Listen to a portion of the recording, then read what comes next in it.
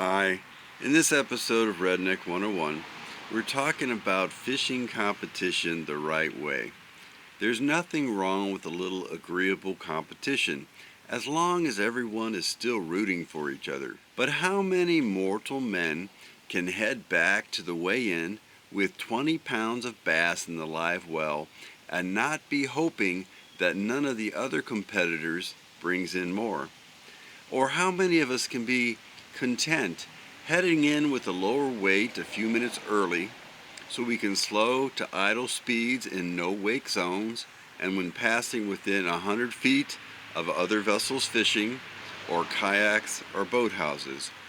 How many of us will share baits or equipment or key information with other anglers, reckoning that the brotherhood of fishers is more important than bragging rights or award money? In your name I come alive to declare your victory. The resurrected King is resurrecting me. Recognizing that we are fallen and selfish, why do we add to our temptations to view fishing as a competition with other fishers rather than as a competition with the fish? A businessman once shared a wise thought with me. Don't think about getting a bigger piece of the pie. Think about how to make a bigger pie. On any given weekend, that means my goal is optimizing the enjoyment of everyone sharing the water. In the longer term, it means wise stewardship of natural resources to optimize use and enjoyment of the fisheries harvest for the whole community. It's just as selfish to lobby for public policies favoring my preferred species as it is to jockey for position or muddy the water for other anglers on a Saturday morning. From a biblical perspective, God blessed mankind and said, "Be fruitful and multiply, fill the earth and subdue it. Rule over the birds of the air and the beasts of the field and the fish of the sea."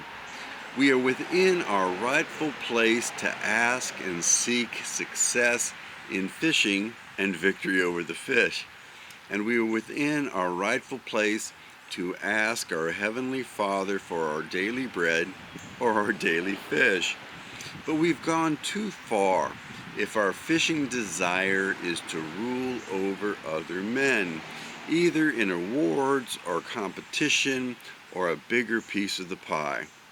We can ask for our daily bread and seek it in ways that make no attempt to diminish anyone else's daily bread. My pictures and videos testify that God has answered my prayers and provided victory over the fish and some meals for my family and friends. On my better days, I have no thought about catching more fish than my fellow man. Instead, perhaps I can share something useful with him and learn something from him as well. It is more blessed to give than to receive. There is room at the altar. There is room at the pew. There is room at the table. A place for me and for you. It's not about being someone else. There's healing in being true. But there is room at the cross for